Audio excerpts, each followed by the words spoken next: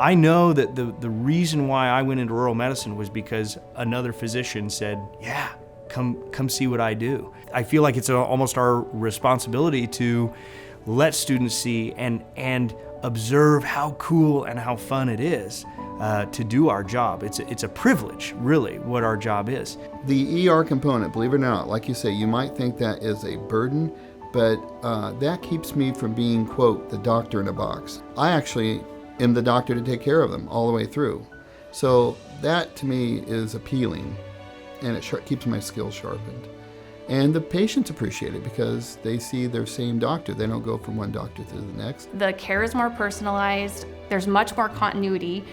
We deliver our own patients. So this patient I'm delivering today, I've cared for her entire pregnancy, and I'm here today to deliver her baby, which is an honor, and she loves it, I love it. Like, it works both ways. One thing that I maybe didn't realize in the rural setting was, I might be putting a cast on a kid in one visit and doing a well woman visit my next patient. So just the amount of things that we do here that some of the bigger family practices in bigger communities, they wouldn't necessarily do, they would send on to the specialist. So we really, I take care of your laceration and then the next person's broken arm. We really do it all.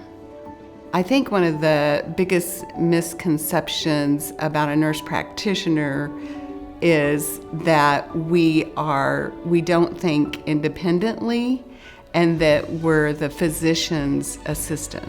But we're not. In this setting, we're very independent and we do a lot of critical thinking and decision making independent of a physician. I think really rural medicine lets you do a little bit of everything, which I think is the most rewarding. It can be intimidating, but it's a really cool thing to do.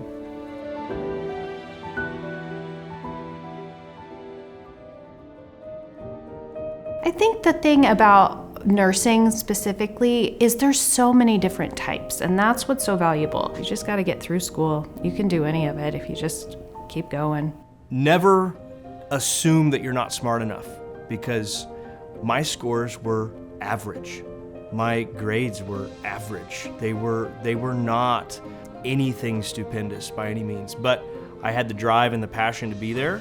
I think the folks at KU could see that. So don't feel like just because you can't ace the test that you're not going to be a good doctor or even be able to get to medical school. You can.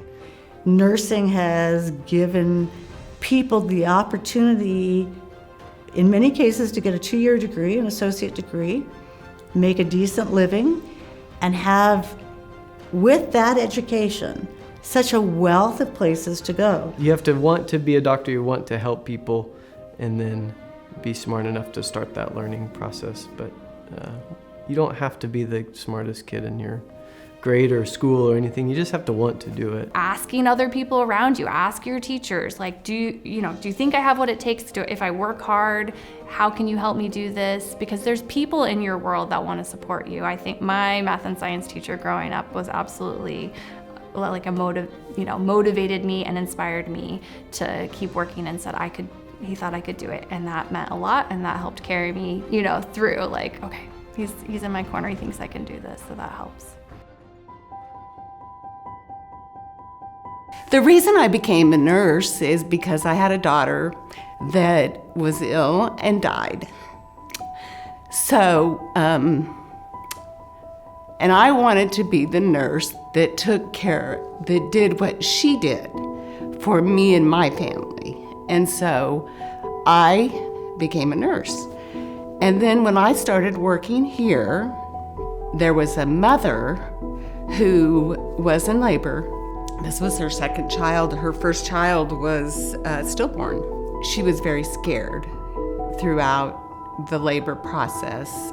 We connected on a personal level. She's still in the community. We still have that connection. And her child is 18 now.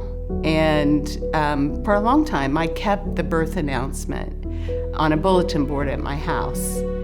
That was one of the most rewarding experiences I had, is connecting with this mother during a time that she was very, very fearful.